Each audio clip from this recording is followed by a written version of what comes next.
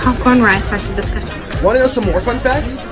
Isn't it awesome to see some of your favorite content creators and favorite people, honestly, that you follow here on this app, be a part of this amazing community called the Nerd Initiative? The Nerd Initiative presents the Comic Press Podcast, hosted by JJ's Comic Stuff. Popcorn.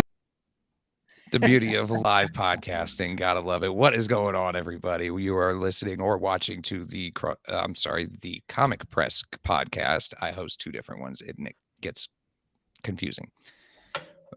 Once again, my co-host today is Michael Rothman, one of the co-founders from Nerd Initiative, and our guest today is KodyCollects, a buddy of mine from the Crossover Comics crew. What's going on, man? Glad to be here. Happy to talk some comics with you guys. Happy to have you on board. Yeah, it's a long. You guys asked me a while ago, right? So glad I could finally show up and excited. Yeah, man. Because you're also one of the newer people on Nerd Initiative too. So we wanted to take a chance on it with this podcast to kind of showcase more of the people on the team. Yeah, it's a lot of Nerd Initiative people. So yeah, it makes sense. Yeah, for sure. So it's hard to keep track. It really is some days. I'm sure you've seen the Discord, man. It gets crazy in there some days. But just to get everybody getting to know you, man, what is your nerd origin story, Kody? I love this question. I absolutely love this question. All right, so I guess it all started, with my mom. I like to say, nothing tragic. It wasn't like a classic, superhero origin story where something bad happens. It's just my mom who it really kind of got me into and supported me in being a nerd. Watching Batman animated series, take me to the comic book store maybe like once a month. I would just buy any comic cover that looked cool and had Batman on it. Batman was my guy growing up, and yes, yeah. It kind of went like that for a while, but then Air Force kid, so moving around a lot. I didn't have a LCS or whatever, so I kind of fell out of comics for a while, but still kept up with everything going on with MCU and all the DC movies and stuff like that. So I was still a nerd. I just didn't read comics for a little bit. Eventually, maybe every birthday or Christmas, I would get a graphic novel here or there, trade. And then it was 2020. Everybody's home, a quarantine, whatever. I needed to pick up a hobby. So my girlfriend said, "Hey, why don't you get back into comics? I've been talking about it for a while. Why don't you just do it?" And then I started pulling. At first, I used Midtown Comics online because I didn't have a LCS, but then I moved.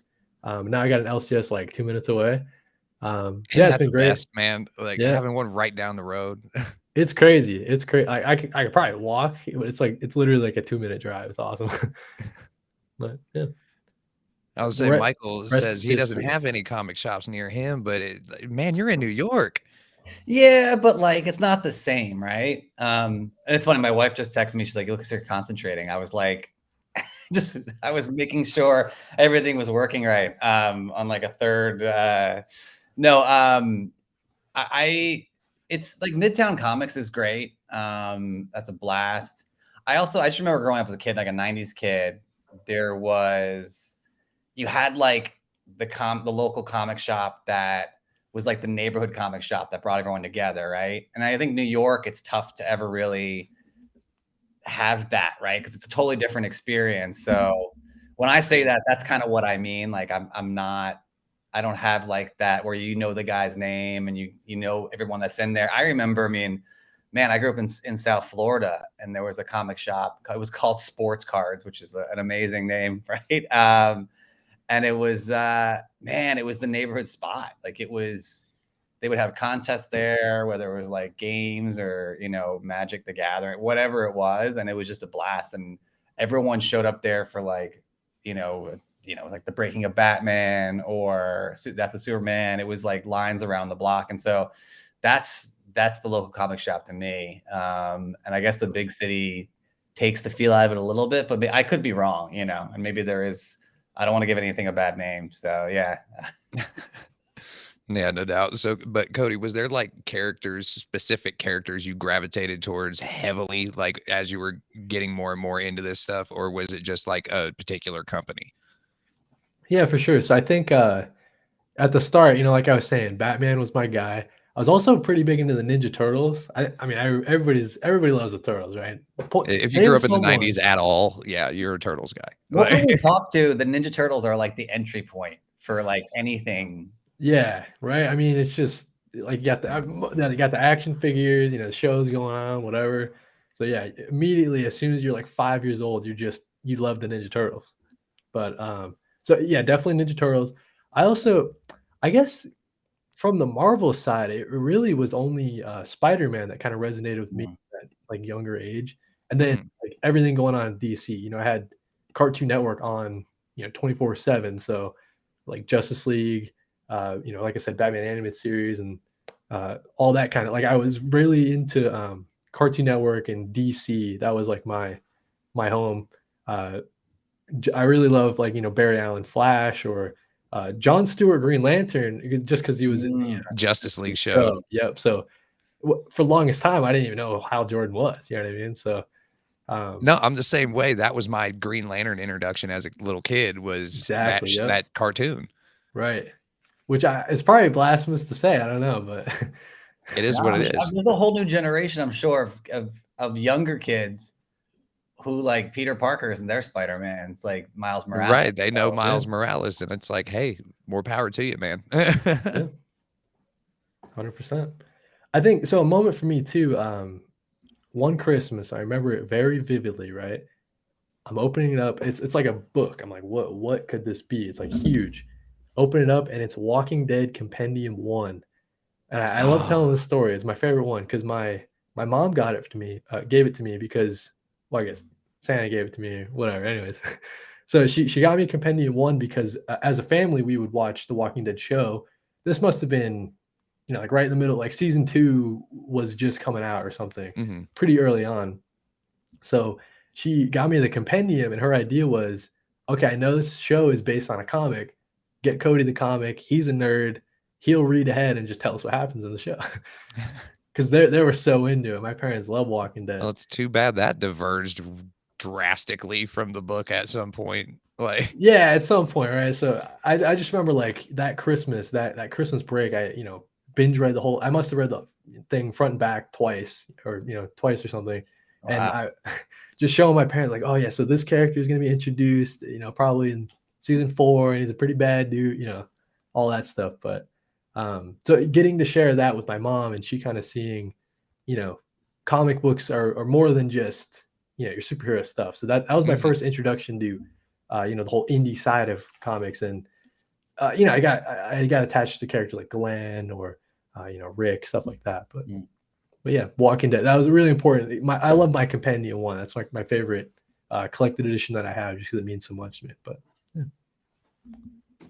It's interesting. I mean, it's interesting that you mentioned like your parents and like your mom. Like that's a special thing, and I think a lot of it's unique. A lot of kids, we see it like in like TV shows and movies and stuff like that. Like parents want to move them to what they want to move them to. It's kind of amazing. Those comic books will rot your brain. But just in general, if there's something they're into, whether it's sports or this or that, like whatever, it's kind of a special thing when a parent really kind of like leans into what you're passionate about and also just gets into it with you. They must be like super proud of what you're doing now, that you're turning into like a creative medium, and you're taking what you're a fan of, but you're also putting stuff out there as well, which is pretty awesome that you're like creating on different platforms and doing things.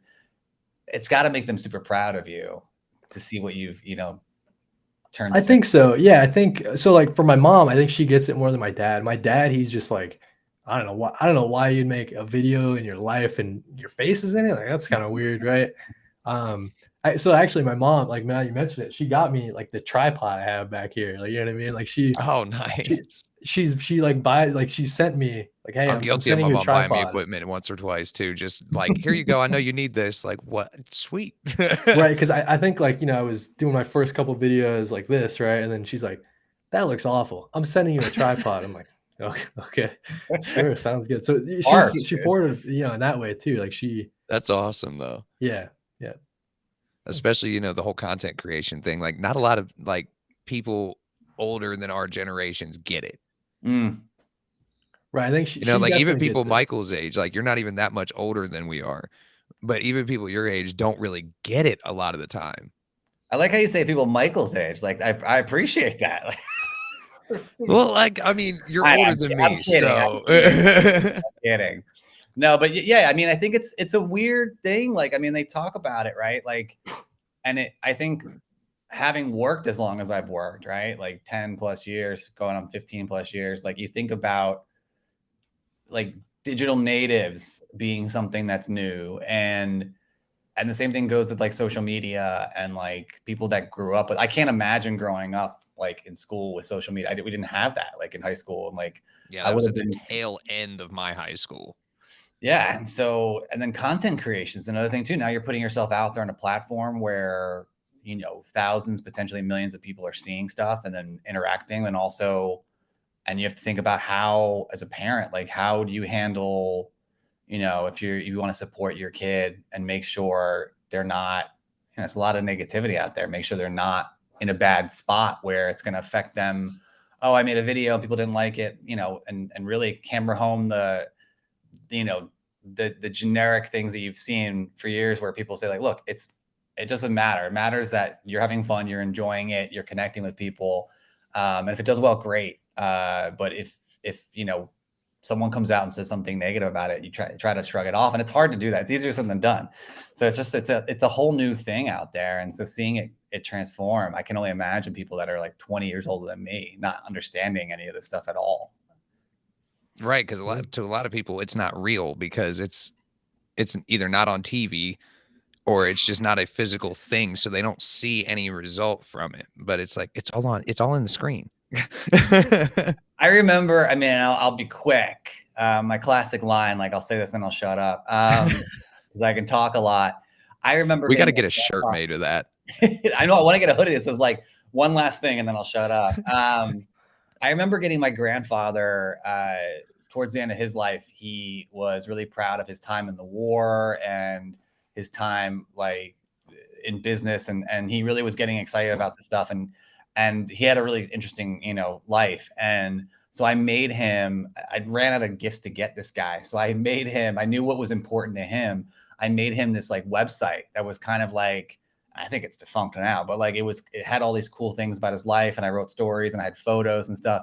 And I remember going to dinner and showing him like it was his gift, and like I'd spent all this time on it and bought an iPad to like show him. I get there and he's like, "Is the iPad my gift?" I'm like, "No, it's the website." And he's like hitting the iPad, like he's like, "Wait, what is this?" And he couldn't figure it out. Right, like it just didn't click. Yeah. No, at all. He was But that's like those old videos you see of when the internet first came out, and you see the newscasters trying to like, what is the little A with the circle around it? Like it was like a complete foreign language to him at that point.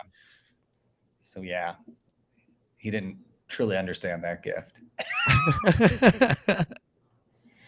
Yeah, it's crazy now, right? Because you got people are making some money doing this content creation thing. So I guess it's hard for my dad to like make that jump. Like first off, like why would you do that in the first place? And then who's gonna pay you for it? You know what I mean? Like what do you like why who you would wasting pay so you much to time? do that? Like right, yeah. Right, yep. But no, I mean my mom gets it. My brother and sister, they're super supportive. So yeah, finding some great success. I'm having a lot of fun making the stuff, and the communities I met along the way have been great. So yeah. That's what's up, man. Well, I think that's a good opportunity to segue into our next segment here. And that is, do you think there are too many comic book events? This is a thought. And now bear with me here. I've got some logic behind this. You, Kody, especially, you've heard me talk about it. I think there's too many comic book events. I really do. And I think it disrupts other storylines that are going on a lot of the time. And I've had my gripes with it. I didn't really understand how big of a thing this was until I started looking up numbers. So in Lay it on us. What do you got? In 2022, DC had 3 major events. Okay, this was last year. That was Trial of the Amazons, that was Shadow War, and then it was Dark Crisis. Trial of the Amazons was 8 issues with the tie-ins. Shadow War was 9 issues, including all the tie-ins. And then Dark Crisis was 27 issues with all the tie-ins. That's not that big, right? Those sound pretty reasonable. Mm-hmm. Then you get to Marvel, had 7. Okay, they had 7 events. Avengers Assemble, which was 10 issues with the tie-ins. The End of Spider-Verse, which is 11 issues with all the tie-ins. And then you've got AXE Judgment Day, which was 52 issues, including the Prelude series and the tie-in issues. Reckoning War was 8. Banner of War was 5. Dark Web, which is still going on, is 26 issues with all the tie-ins. And then Destiny of X. Anybody want to take a guess how many this has since it started back in January of 2022? 30. Oh, okay. Wow. I think 130 issues in counting. Oh, I thought you were saying 1. No, I was saying more. That by a lot. And then no, it's 130. Wow. 130 issues with the Prelude series, all the one-shots, all the tie-ins, and it's still technically going. JJ, I think you might have even I don't know. It all blends That feels together. like It all too runs much. together. But I think he might have even forgot an event, a Marvel event. I think Devil's Reign was last year, right? And that was must I be think like Devil's Reign 12 or started at the end of 2021. Gotcha. Yeah. So I think that's why it wasn't on the numbers that I saw for 2022. No, I mean I get you. That's just crazy though. those So issues again, I off. will ask, do you guys think that there are too many comic book events these days? I mean, is it even a question at this point after you went through that whole Yeah, I think so. I think it depends on like what you, so like to me, right? If there's an event for a series that you're reading and it kind of fits in and it doesn't disrupt anything else that's going on, essentially it's like an arc, you know what I mean? Right. But then you get into the issue, like you said, where you bring in all the tie-ins and you got the prelude That's what issue. I'm more talking about. These giant crossover events that just seem to disrupt everything that goes on around them. Right, because a story is going along, and it's like, okay, now we have to. The classic example, and this really kind of bugged me, when I started reading the Nightwing series by Tom Taylor. There was like the Fear State event that was going on. In the Batman and that was world, going to right? be my next example. That derailed everything else that was going on. Yeah, so 100%. That's like the example I point to where it's, Tom Taylor's doing his thing. He's writing a great Nightwing run. And then you have Bruno Redondo doing insanely good art. And then all of a sudden it just gets derailed because, Dick Grayson has to go all the way back to Gotham to do the Fear State stuff. I think it's only maybe, 2 or 3 issues. I can't remember. But yeah, it's like such a jolt to the system when you're reading it. Like, it's just it just completely... There was no transitional material there. Yeah, because then right when it's over, he's back in Bloodhaven doing his thing, continuing with the run. So it's like, why? Almost like Fear State didn't happen. Like, it was weird. Right. Yeah. I mean, I think to your question, there is too many. I don't think anyone would disagree. Yeah. It's just, like. Oh, I got some comments to share that were disagreements. So right here, Bumpkins. Okay, well, he agrees with us. They need to go back to one big event every summer and nothing else. Yeah, which would be a lot easier to deal with, especially as a newer reader. Right, you just got it's so hard to get into stuff as it is, and they just put out these massive things, and then they change the titles of stuff and renumber everything. Right. And then we've got Comic Crumbs right here. He's like, they're good if they're well planned and span their respective universes with continuity. Otherwise, it seems like a cash grab. I mean, that's what it is, money, right? Like, you're doing these events, hoping people jump in. And I think, we talked about the 90s. I think that's kind of where they started to take off. I remember the crowning achievement was the Death of Superman and Breaking of Batman. You had the preludes. You had like the Sword of Azrael and his like run, the origin, Vengeance of Bane. Then you had the breaking, and then you had it was Nightfall, and there was and then you had with Superman, you had all the follow up series and the Funeral for a Friend, and Yeah, it's a cash grab. I mean, I can't imagine. I mean, I wasn't around. I know you guys definitely weren't around. Like, or like the cool, like I mean, Secret Wars, the original was in the 80s, right? It was 83, 84? Early 80s, I think so, yeah. Yeah, I mean, I can't imagine how cool that would have been to wait all year and then have one big event. Right. It's 8 parts. It's huge. You meet a new character. There's so many cool things that come out of it. And then Oh, and all right, right great, here like, on YouTube, we've got another opinion coming in from Rome's Guide, another buddy of ours over at Crossover. He says crossovers are really overrated back. Yeah, overrated back. They would do one a year, kind of like you were just talking about. That's when they matter. The less and more better. Yeah, they shake it up. Like it's got to be an event where it actually means something and changes up everything. So like, you brought up the example of Dark Crisis, right? And then it got revealed that it was actually, Dark Crisis on Infinite Earths, right? The sequel, the follow-up to Crisis on Infinite Earths. And the whole time I'm reading it, I'm a DC guy, right? So I got all the tie-ins, and as soon as it's over, I don't want to spoil it. I guess I don't know if anybody watching it is trying to keep up to date, but the whole thing is that the Justice League dies at the start of the event or leading up to the event, and then they're just alive at the very end, and it goes on like nothing ever happened. I guess that their whole point was they're kind of bringing back the idea of like infinite, multiverses and all that stuff, like bringing everything. It's kind of like a retcon and just bringing everything back. It was kind of the purpose for it.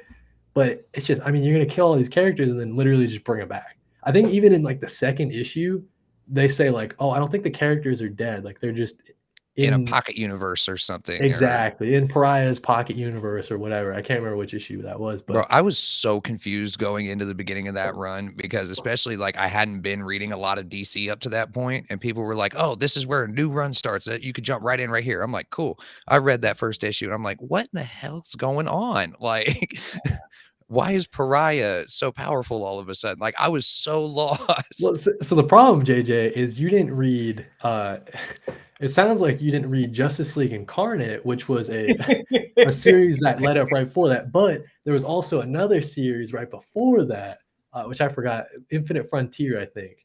So if you didn't which read those was going on 14, at the same time as Fear State and Future State. I think that might be right, actually. All yeah. 3 of those events in DC were going on at the same time at one point during like the late 2021. Yeah. And that also is, again, I think we talk about, when you talk about toxic like fandom and stuff like that, you always talk about the thing of gatekeeping, right? Mm-hmm. That's an organic way of gatekeeping. Like it's hard to enter. That's almost the company gatekeeping to new people. Because it's just too much, right? Like, I mean, I think we talk about the MCU, and not to veer off comics at all, but we talk about the MCU and like what's happening now is it's expanding, onto shows, and DC's obviously has their plan now. And there's so many things going on. There's animated, there's shows, there's movies, there's, so it's not just like, when they always said the good old days, right? It's not like, oh, okay, there's Iron Man 2, these things you can enter in and get caught up. Now there's so much stuff out there, and now you don't need to know everything, but it is overwhelming, I think, for new fans and new people that want to get in and want to read and jump in and like aren't, haven't been invested and caught up. It's difficult. Like it's really difficult. Well, and that's where people with shows like, especially with like Color Break, Kody's podcast that he has with Comic Book Stash every other Friday, they go over like whole runs of books pretty often. So like you'll get a rundown of this one story. That kind of stuff is great for new people. Yeah. Because it's one complete thing. You may not know the entire overall arcing history of the character, but at least you get a full coherent story you can read. I remember I was doing audiobooks for a while, and there was this one book, and I forgot who wrote it, but just the fact that he wrote it for this one reason, it was a whole book on how to enter into different like franchises in comics. So like where to enter in for Spider-Man, but like it was also like, and then in the end, like the overall theme of it was like to each his own, right? Because you can't tell someone like, oh, you got to enter in, but he went through, and it was a lot smarter than way smarter than me. The way he was able to organize it, like And it was beautifully, and it reminds me of exactly what you're saying about Kody and Comic Stash. Like, it was beautifully and eloquently put of how to do it, and like, but also sharing a little bit of history. So they talked about like Fantastic Four. The entry point for him was like 51, like This Man, This Monster, which is like the beginning of like cosmic and the beginning of like multiverse, all these things. And so, but the fact that a book is written on this of like how you should enter these things. That shows the need for that, though. The fact that somebody felt like they needed to write that, like, that shows that there is, there's not an easy way into some of these hobbies. And he said, don't do it chronologically. That's all I'll say. No, you'll never catch up. I have two minds about this, right? Like, I think there's never a perfect place to start, right? It's like you guys are saying, it's really tough. There are good places to start, but yeah, the perfect place to start is just going to be off in the distance. You'll never be able to grab it. So I think, spinning out of these events, right? So like coming out of Dark Crisis, now it's like the dawn of DCU or whatever. So I think now is like a good time for people to jump on. But to you guys' point, I mean, how long before they do it all again? Exactly. Come April or May when the DC does its other event, and then it's going to shake things up again. I don't know. There is a lot. I think also if you're already reading the series, like, so for the example, Devil's Reign we talked about earlier, right? So I was keeping up with Daredevil. Chip Zdarsky's doing an awesome job with Daredevil. I just want to name drop Chip Zdarsky. I want to talk to him one day. Anyways, so Daredevil's going strong, and then they do this event, Devil's Reign, and there are tie-ins, but I didn't feel like the tie-ins were necessary to the story. Asking my LCS lady, she says, "Oh yeah, skip the tie-ins, no worries." So that was great, right? Because I'm already reading. It's just a continuation of the Daredevil story that I already loved. There are smart ways you can do it. I think a good tie-in, I don't know. It's tricky because most of the time tie-ins are not. They don't mean anything in the grand scheme of the event. They really are just. The only time I've seen tie-ins that work really well are like if you're reading the main run and a new character busts in out of nowhere, and you're like, "Where the hell did they come from?" And then they do a tie-in explaining how they ended up there. That's cool. Yeah, that kind of stuff I can see, but again, it tends to derail the other storyline that's going on for that character. Yeah, I mean, some issues of Dark Crisis were just so tough to get through because every single speech bubble's got that little asterisk. See what happens, and the whole page is just like filled with them, right? It's pretty rough. It's definitely pretty rough. And the fact that you have to have a table of contents on every other page means that your event is too convoluted. Oh, dude, the classic, right? It's like your event, and then you got the one page, and it's a checklist, and there's like, make sure you get all. And it's got like 15, story. Just like 25 different issues on it, and they're all from different series, and it's like, what is going on? So it's so weird, right? It's definitely a balancing act that they have to do. So to your point, right? So you brought up Avengers, X-Men, Eternal Acts, right? Judgment Day. I didn't read Judgment Day, but I've heard it's actually pretty good, and I've heard that the tie-ins for that are actually, some of them are pretty good. And that's what I've heard. But again, 52 issues in one event. That's a lot to read, man, for anybody. Oh, for sure. 100%. Especially if you've got like 20 other series that you like that are going on, and you're going to take all your time up just reading that one event. Yep. I think that's why more and more we're seeing people like really gravitate towards one character instead of following it all. Like we have like Paperweight is a huge Iron Man fan. He's like read every single Iron Man book across, the run. And then obviously, Sean at Caption Life is a huge Daredevil fan, and he loves Doctor Strange too. So that's another one. But no, I think we got to shoot that shot every time talk about him. Every time.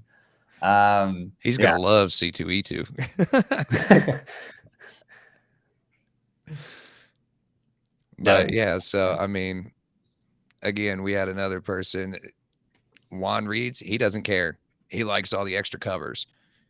So there's that aspect too, where you get most events come with a lot of variant covers. Yeah. Yeah. They want you to double up, right? They want you to get the A cover, the B cover, and C cover. Then you have the retailer incentive cover. So it's like, well, and besides the incentive covers, then you've got the shop exclusives and the convention Yeah. exclusives and the blank covers, and I mean, the list goes on. The virgin covers. And I mean, it's funny, like I will say, like Bumpkins did who commented earlier, did a really great because I actually didn't know, like coming back into comics, like I didn't know what retailer incentive covers were. I knew what variant covers were, but it's a lot, right? And I didn't know it's like every 100 you order, you get get one. Yeah, they got like 125s, they got one in 50s, one in 100s, one in the thousands. There's all kinds of them now. And so he really kind of distilled it down in a really good way so you can understand what it was in a video. And I appreciated that kind of stuff because otherwise it's just it's like trying to find your way in the dark without a flashlight, man. Like you don't know where to start or where to turn or when you're gonna hit a wall or yeah. It's almost like for like new readers, like you have to start reading comics in like January. Like if you right you miss out, when all the news runs start. Right, like after the event, after the events after the event of the summer, right? And then you starts winding down January and your run start up. So that might be like the best time. But man, if you're in like August, that's rough. That's rough for a new reader for sure. Yeah, you're either mid main event of the year or at the very end of one. Neither of which is conducive to knowing what the heck's going on. Yeah. It's almost like you need a guide. Yeah. A beginner's guide. I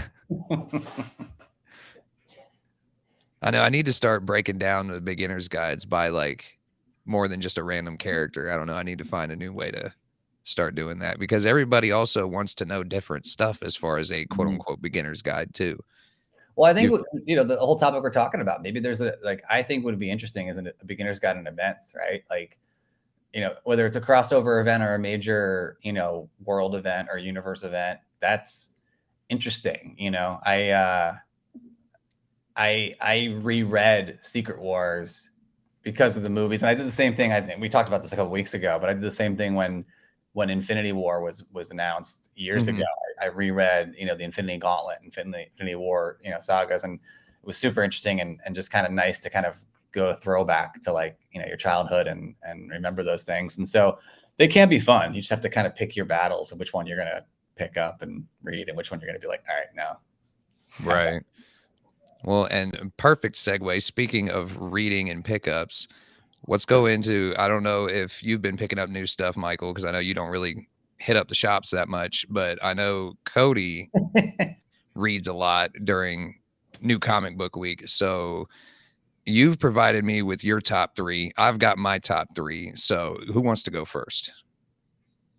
Take it away, JJ. You're the host. All right. Well, first off, this is in no particular order, but I've got Gargoyles #2 by Greg Weisman and George Combadeus. I'm sorry if I know I butchered that name. I apologize in advance. But if you grew up in the 90s watching this show, it basically picks up about 5 years after the end of the cartoon. So it's all the same characters. It's still in continuity. Everything has still happened. And it's just basically them picking up where we left off. So I've never seen Gargoyles, so it's like a franchise that people talk about fondly. Like people love there's some real gargoyle heads out there. It was man. Not a very long-lived series. It only lasted a couple of seasons. I think maybe 3 or 4 seasons tops. And It was on like WB in the morning, like it was like super early in the morning when that show would come on. So you either loved it or didn't know about it. Right. I mean, 90s, I always think of Legend of the Gnome. Sorry. The Disney afternoon was fire. But for those of you who do know about Gargoyles, the main big bag, Xanatos, I believe is how you pronounce his name correctly, has basically kidnapped a newborn gargoyle. And now they are pretty much on a blood feud revenge quest to get this kid back. Makes sense. Yeah, so it's only an issue 2, so not a lot has happened yet, but it was nostalgia for me. I'm a sucker for it every time, So JJ, is that series? Is it like going to be a mini series, or is it actually going to be an ongoing? I believe right now it's set to be a mini series, but they have not ruled out if it's going to get picked back up again. I got you. Yeah, no, that's cool. That's a good pick. I mean, it's like all the nostalgia stuff coming back, right? Like I'm sure you guys mention it all the time, but like Darkwing Oh, and Duck that just won't. came back. I Right? was gonna say that won't be the last thing. We'll wait for that one. Oh, Trust sorry. me. I don't. Yeah, You got a fan of Gilligan's Island? I mean, it's all about nostalgia these days. It's not. Oh, 100%. Nice. Yep. So, all right, what are we going with first for you, Kody? Oh, okay. Here we go. So, first one I want to talk about. We talked about it a little earlier. JJ's got the slide, but we got Action Comics 1051. So, I mean, similar Look at to the what size of the team on this book, first of all, before we get into it. So 3 there's writers, an 3 explanation. artists. Right. There's an explanation behind that, right? So everything leading up with the whole Superman side, right? So last year we had Action Comics, which was Superman off in space on War World fighting Mongol. Whole big epic tale. And it was like 18 issues long or something like that. Superman comes back to Earth. So John Kent takes over the Superman title while his dad's away. So that was Superman, Son of Kal-El. So that series is kind of being folded into a different series. Anyways, Action Comics 1051 is like the new, hey, this is what the Superman family is, and this is what it's going to be going forward. I thought it was such an incredible, just I guess like the vision of it.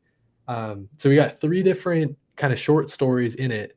So like sometimes you'll read a comic and it's got a backup story, right? Classic. So this is being treated as kind of 3 backup stories, but they're all their own. They don't feel like a backup story. And so going forward, each issue of Action Comics is going to be 3 like slices of the Superman family. Different creative teams will be jumping on for each arc, I guess. I just think it's like a really good idea. I kind of want to see DC do this more with, there's some members of the Batman family that don't get a lot of love. Like, like Signal is a big one that everybody says, right? I think this kind of formula is really kind of smart. I mean, you get 3 stories in one. I guess it's $5, so that's kind of a lot, but it is like oversized. It's a little longer than your traditional comic book. But yeah, I think it's great because it's introducing me to a bunch of writers and artists that I wasn't aware of previously, and I think it's just a great idea all around. So yeah, Action Comics 1051. I think it's a great place to start if you're looking to get into kind of what's going on in the Superman side of DC. That's really cool. Yeah, that's one I was planning on picking up because they're also coming up with Superman 1 again. Like, it looks like they're getting ready to restart a lot of the runs. Yeah, for DC. sure. So that's where I'm really planning on trying to keep up on stuff later on in the year for that. Yeah, so I think it'll be maybe is there gonna be 3 Superman titles? And I don't know. I know there's one for John Kent. There's one John for Clark, and I think there's one for Supergirl coming. I want to say. I can't remember. There's either 3 or 4. I think it's Tom Taylor or Tom King doing it because I remember they were making fun of their friends on Twitter, calling their friends nerds for being excited about a new Supergirl run. Oh, I got like you. As like a like nerds, like, but obviously he's the one writing the dang book. So I think I remember that actually. I think either you shared it or someone. I forget who shared that, but I know I saw it. Dude, plus I will say, I mean, you got Dan Mora on the cover. I think Dan Mora is like, he's the guy right now. I think he draws superheroes. No, he's untouchable right now, in my opinion. I think Dan Mora just kills it. So yeah, a lot of good stuff packed into a great issue. I'd recommend Action Comics 1051. That's awesome. Well, and then I guess we will get into the one that everybody got excited about for a second real quick, and that is Darkwing Duck by Amanda Diebert and Carlo Loro. Have you guys read this? Yeah, dangerous. I mean, same thing. Have you guys watched the show? I'm more familiar. I've seen episodes of Darkwing Duck, whereas Gargoyles, I haven't seen anything from Gargoyles. Love Darkwing Duck. I was going to say, I know Michael knows about some Darkwing Duck. Yeah.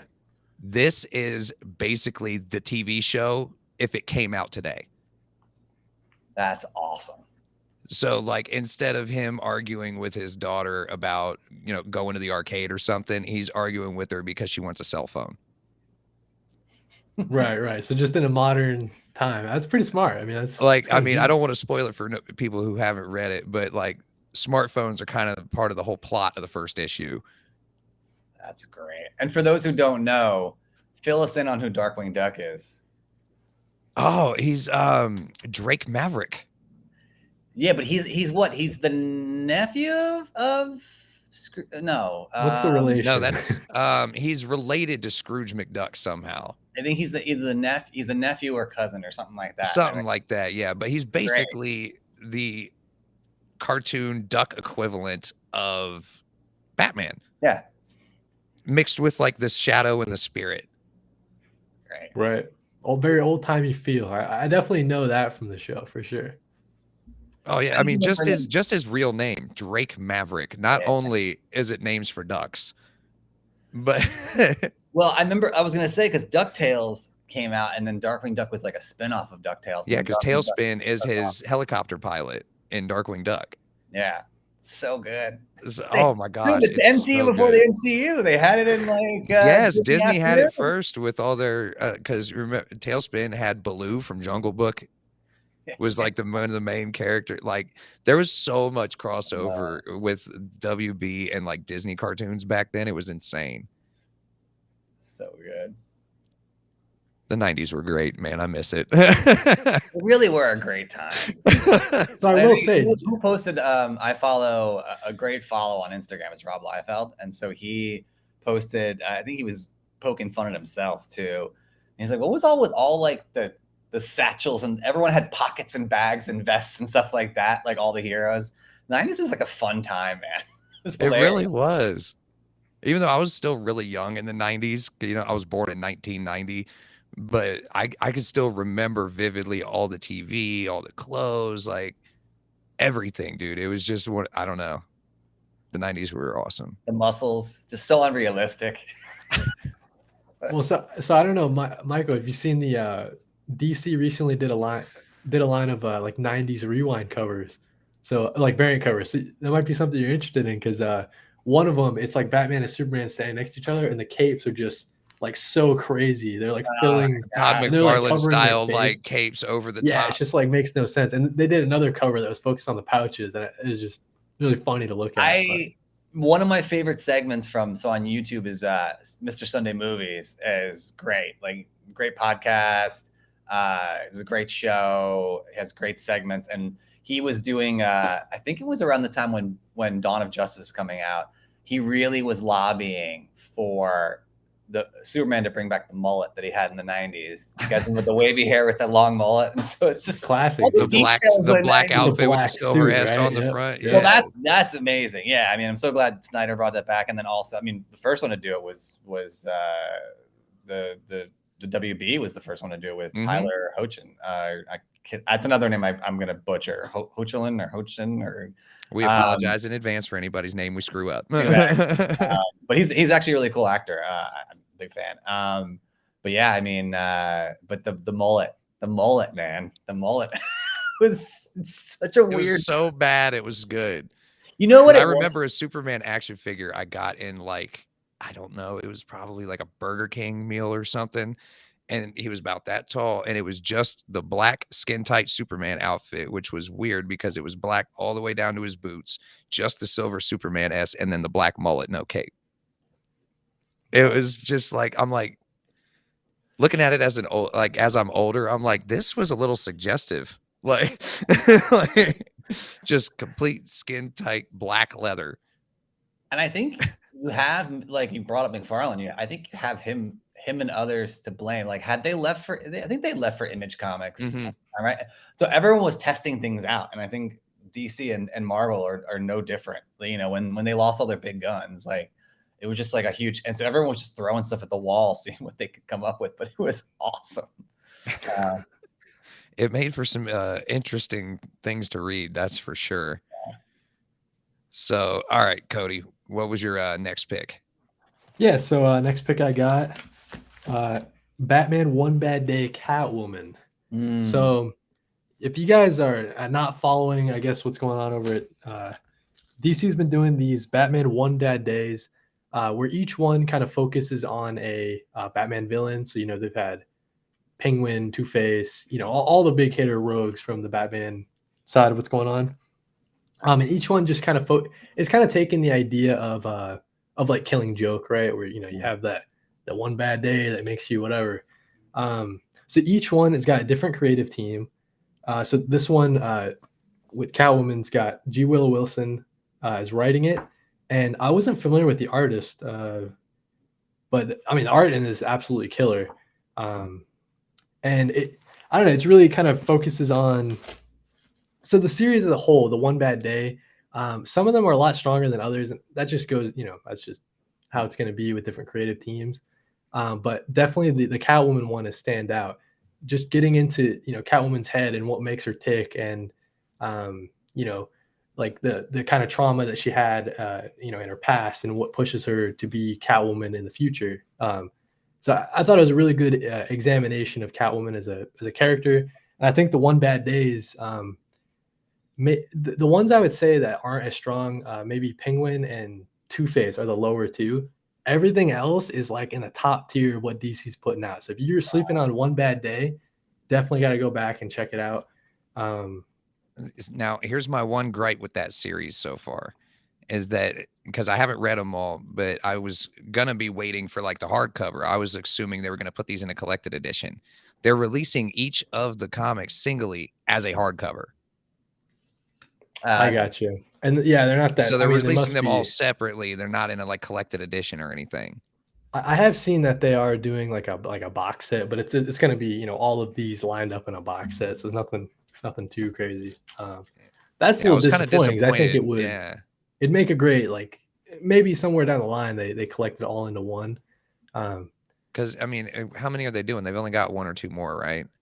Yeah, I believe was it Clayface and then Ra's al Ghul still coming. Okay, so yeah, that would be about the perfect size for like a good thick trade, I think the Ra's al Ghul one, Michael, is from Tom King, if I'm not mistaken. Maybe he's doing the Clayface one. I can't remember, but yeah, I mean G. Willow Wilson is no slouch. I mean, talk about a iconic writer, and to show you my age, I didn't even know she left Marvel.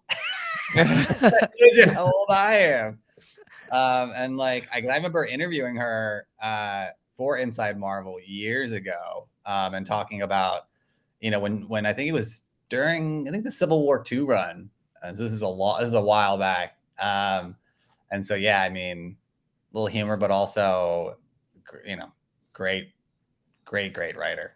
Yeah, she gets Catwoman especially. I think maybe it's Teenie Howard on the current Catwoman run. I haven't been keeping up with it, but I mean, if G. Willow Wilson, jumped onto the Catwoman book, I'd be picking that up for sure, because I think she really gets the character. So yeah, that's my number 2. Definitely think it's worth a pickup. Nice.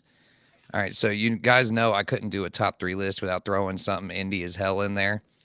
So my third pick is called Grimspace from Scout Comics. Dude, this is I like the cover.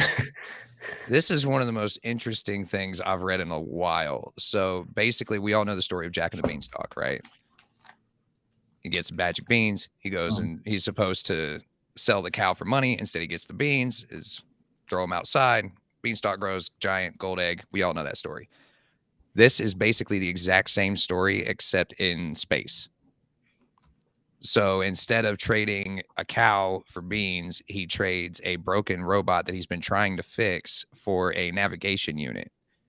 And the navigation unit gives him all these sectors of space that were technically unexplored, but all of a sudden he's got maps to them. And him and his family are like junk traders and bounty hunters.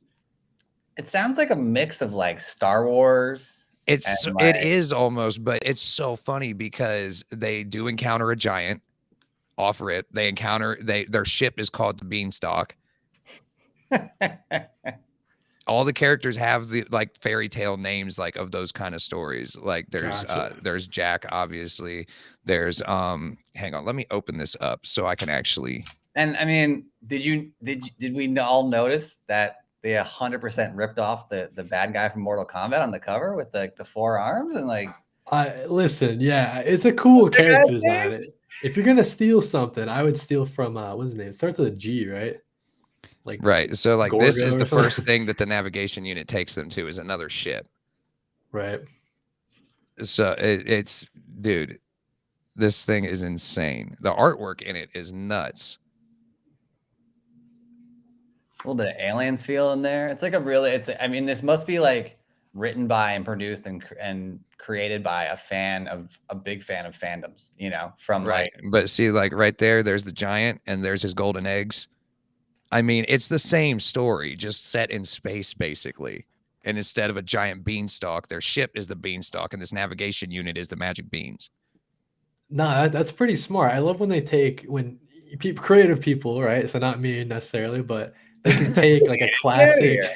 I'm not I'm not a comic writer, I guess is what I was trying to say. But yeah, taking like classic story that we all know and putting their own spin to it. I mean, JJ, you were just reading Fables, right? Like same kind of thing where it's just a different take on these stories that we already know and love. And it sounds like the way JJ is describing it. I mean, it sounds like they actually succeeded in making it compelling. Oh yeah, it's actually like I pick up usually if I don't like issue 1, I'm not going to read anything else past that. This one I subscribe to on my pull list. So if that tells you anything, that's awesome. I mean, and it had you stumped. Like the only thing you said was like, dude. Like it's so hard to describe to people, but it's basically Jack and the Beanstalk set in space. Replace the beans with a navigation unit, and the beanstalk is actually the ship. Like, well, yeah, I mean, who owns the IP to Jack and the Beanstalk? I think it's I believe it's public domain at this point. I would hope so, but I mean, maybe there's some things that surprise you how they're not public domain yet, but either yet or they've just been repurchased over the years, so they haven't had a chance to go public. So, okay, we're on to your last pick here, Kody, and this is one I've actually enjoyed a lot too so far. It almost made this list for me, so I'm glad I didn't pick it, or else we would have had a problem. But that is Black Cloak #1. Nice. I like how you put the Peach Momoko cover because that's the one I got as well. Yeah, that was the cover I bought. Yeah, I had to go with the Peach cover as well. It's probably the best cover in my opinion. No, so I mean, Black Cloak is it definitely surprised me for sure. The hype around it. I think this is on Kelly Thompson's Substack, if I'm not mistaken. Image is doing the physical release of it. But people who have read it on Substack or whatever, I think most of it's out or all of it's out. I can't remember, but they've said, listen, guys, this series is one to look out for. So I had to make sure to pick it up when Image started publishing it. So it follows this girl, JJ. I can't remember her name. Maybe it doesn't matter. But so her role is Black Cloak. So essentially, she's a detective in this kind of like this sci-fi fantasy world. It's not really clear if there was like a war. There's like a lot of lore, a lot of world building. There was a war that happened some time ago. It's a pretty thick book too. Yeah, I mean it's good quality too because how much is this? It's $5. Never mind. I was gonna say classic comic price. But Image charges less for their stuff anyway. Yeah, it's cardstock, Michael. Yeah, you're right. It's definitely higher quality than what some publishers are putting out. Yeah, I mean that's just like the one I just showed you guys, Grimspace. That quality is insane, and it's an indie publisher. So I guess like the hook to this story. So there's been some murders of some of the royalty in this world, and she herself, she is an exiled. I guess maybe we don't know what happened to cause her to be exiled, but now she's essentially a detective investigating these murders. One of them happens to be like a good childhood friend, maybe even a past lover. I guess that maybe they're kind of hinting at it, and it's just like this. I don't know if JJ, what do you think about the art, like in particular? Because to me, I'll show you an example here, Michael, so you can see it. But it's kind of like I don't know how to describe it. I've heard some people negatively call it like a webtoon kind of art, and I don't know if that's accurate. I don't really read, I guess, webtoons, but see, here's my issue with that, because a lot of the webtoon stuff I've seen, it's not that it's bad quality artwork. It's that it's very yeah, exactly. I know what you mean, like it's stylized, right? I don't want to say amateurish, but it's not done usually by people who've been drawing for 30, 40, 50 years. Right, like exactly. You're not going in like it's not super detailed. I mean, the environments are, but the characters themselves, I mean, they have, great character designs, and it's very cartoony. It's got a style to it, right? Like it's not going to be your traditional comic book where everybody's, looking lifelike. Mhm.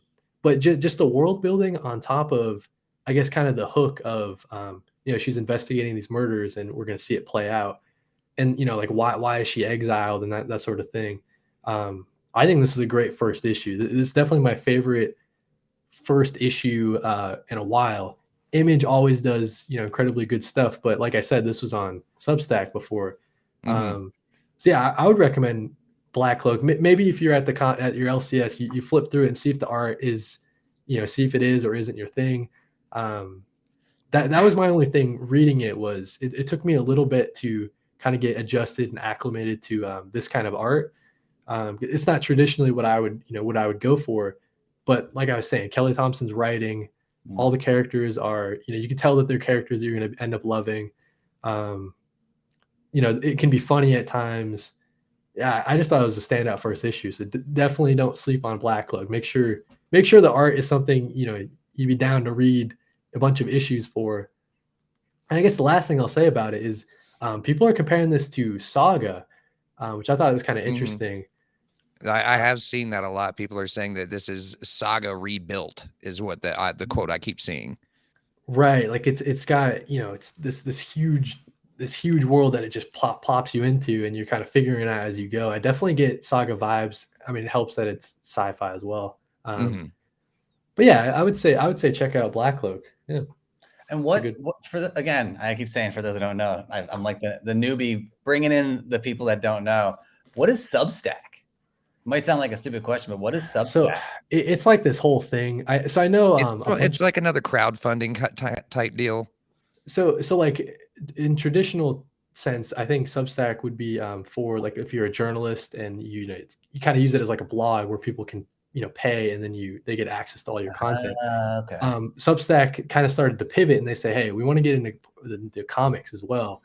So they're kind of attracting and pulling a bunch of comic writers and artists, all creative. I think the creators own all their stuff. I don't think Substack It's touches sort of that, but similar to Patreon from what I've seen of it. from what I've seen, I haven't messed around with it too much. I haven't supported any creators on Substack, but I mean, it seems like it's giving them the freedom to do kind of wacky, crazy stuff. Along the same lines, Michael, Tom King's on Substack, and he's got a series. It's now being published by Image. It's called Love Everlasting. I've seen good things about that so far. And that series is standout too. So I don't know, maybe Substack's like the place to be. That's cool. Again, it must be all digital, and maybe some people prefer a physical copy, but that's why I'm glad these creators are taking if they're not stranded on Substack, right? It's not like no one's ever going to read them. Like they are partnering with Image to put it on the stand. So I think it's great. But it makes sense. I mean, look, SoundCloud for up and coming artists. I mean, JJ knows all about that. And then I think that's the thing. I mean, you can't for people out there that that if things don't go through the traditional forms, they kind of put their nose up at it, like if it's not Marvel or DC, or if it's not, coming through mainstream, like. But that's where all these big indie publishers are finding all these new books to put out.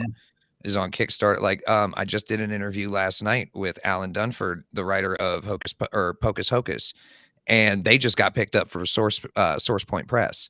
So Source Point's getting ready to re-release their comics, starting again at #1 with new cover art and all that good stuff, like later on down the line. It's really cool. I mean, look, they always talk about, we're in the golden age of TV and everything. It's cool that we're kind of in this expanding age of other mediums too, with comics, and it can start digital, then go into print. And yeah, it's funny. It's really funny that like the way to work your way up is to start on a platform like Substack or other places like that, or and then, Kickstarter. Or then in this day and age, you've made it when you got like the print copy in your hand. Like, that's so random and retro to think about. Like that's right. so The comic medium. Yeah, exactly. Yep. It's one of those rare media forms that hasn't really fully caught up to technology, and I kind of love it for that. Well, the value. I mean, the value and the intimacy. I mean, digital is still fun, and like a lot of us have like Marvel Unlimited, and DC has their counterpoint. Well, there's some stuff you just can't read unless you have those. Yeah. Like the old stuff from the 40s, 50s, 60s, you can't find that stuff in shops for under $30 an issue, you know? I mean, and that's if it's even together enough to read. Yeah, if it still has staples. Right. Staples haven't rusted out or whatever. I saw, the one of the cooler things I've seen, and then my classic, I'll say this and shut up. Someone, one of the onlines, I think it was Grails, the Instagram platforms to buy comics. They had today, and I was so tempted, but it wasn't expensive. Was Human Torch 2, which is actually Human Torch 1, and it was the 5th ever Marvel comic, and it was signed by Stan Lee, no cover. Super brittle pages, but it was graded. It was there. It was intact. And I was just like, this is crazy, from 1940. So, yeah. Man. Yeah, that's crazy when you get, like, when you say, like, the 5th comic Marvel ever published. So that's just when you get, oh, man. Well, apparently, I don't know how it goes, but, like, I've seen that a couple of times, and I got to look into the history behind it. But, like, it's Human Torch 2, but I think it's actually 1, and I think maybe they count Marvel Comics 1 as like Human Torch 1 or something. When it's one of the it's something like that, because I almost want to say it was because the label might have been Marvel Comics #1. Yeah, because the grade literally says Human Torch #2, but then in parentheses is #1, and I'm like, that's how hokey is that? It's like going back to Spider-Man 1, like Peter Palmer, like it's just so funny. But they weren't really, like, back then. They were still trying to figure out how to structure it all too. They're like making it up as you go, right? Like Oh, cool. Yep. That's history. It's so cool. Yeah, 100%. Yeah. Well, okay, so we are out of picks. So is there anything, Kody, that you want to plug before we let everybody on YouTube go? Yeah, I mean, thank you guys for having me. It was a ton of fun chatting comics with you guys. So I guess, if someone wanted to find me, they can find me on TikTok at KodyCollects. Doing a lot of trying to do, I had COVID like last week, so I took a break from posting, but trying to do my everyday thing. Got a couple series starting up. So we're doing Black Label reviews where I'm ranking and reviewing every DC Black Label series. And then I also started a new series the other day. So it's short box stories, and it's focused on kind of the history behind the comic book, medium and the industry. So my first video I did of that, I'm really proud of it. I did, it's talking about the greatest comic book collection of all time. That's kind of like the hook. It's the Edgar Church pedigree, the Mile High pedigree, if anyone's familiar with that. So yeah, I'll be starting a series where I talk about that. And then, that's, and I guess I should mention, so the other podcast I do, if you liked hearing me talk about comic books, I guess you can find me on the Crossover Comics YouTube. On there, you'll find a ton of different projects that people got going on. But a podcast that I do is called Color Break. JJ mentioned it earlier. I do that with my co-host Comic Book Stash, and it's a ton of fun. We're going to C2E2. I want to mention that as well. We're super excited for that. Hope to be doing a live episode, in person, because I never met Christian before. An in-person episode of Color Breaks. That should be great.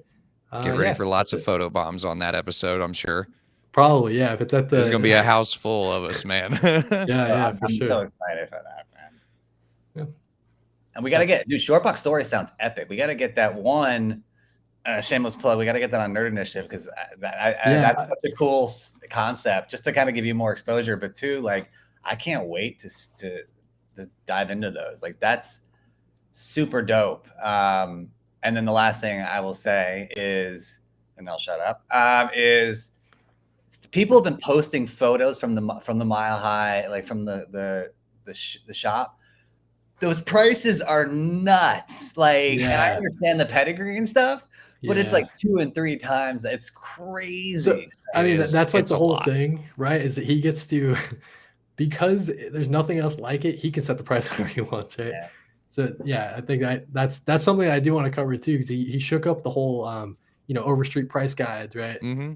It's like, hey, Overstreet price guide said this would be like $50, but it's in like the best quality that no one's ever seen, no one's ever gonna see it. I guess I'll sell it for like $1,000, right? For example. And it's like, I mean, listen, Hey, if you can name the price, why not, right? At the end of the day, you found the it collection. is a business, I guess, you know what I right? mean? But, So yeah, And it's now they super get little interesting stickers story. on the graded labels too. So like all those different ones, like from different pedigree collections. Like I still my one of my grails I think that I need to get is I really want to get a comic book that's from what is it? It's the official tailor of Stan Lee. Like he has his own label now on CGC, which is the coolest thing. David, I think it's Parso or I forgot. I'm gonna butcher his name as well. But like, how cool is that? If you were the tailor of Stan Lee, that you have your own like That's so pedigree nuts. label on CGC now. Like that's insane. that is so nuts. It's so cool. So yeah. I just think like the whole I feel like that's a niche that no one was really touching on in TikTok, so I wanted to jump in. I'm super interested in history, and I just felt like it was a perfect marriage. So yeah, look forward to doing more, and for sure I'll get it on Nerd Initiative. Absolutely, God, it's such a figure out cool, the best way to such a do cool it, but concept, man. It's yeah. so cool, dude. It's a lot of fun. Like doing research and like writing the scripts for those has been a ton of fun. Finding all the pictures, they're kind of hard to find of Edgar Church, but yeah, so doing the research for that has been a blast. Yeah, I have a lot of fun with that. That's awesome, man. It's awesome. Well, as always, everybody, make sure you go and head over to nerdinitiative.com for all the latest interviews, reviews, previews, and all kinds of other stuff going on. Make sure you check out Color Break Podcast, which is KodyCollects show every other Friday on Crossover Comics YouTube channel. And we will see you guys in 2 weeks back here on the Comic Press Network. Everybody have a good night. Be safe, be kind, and take it easy.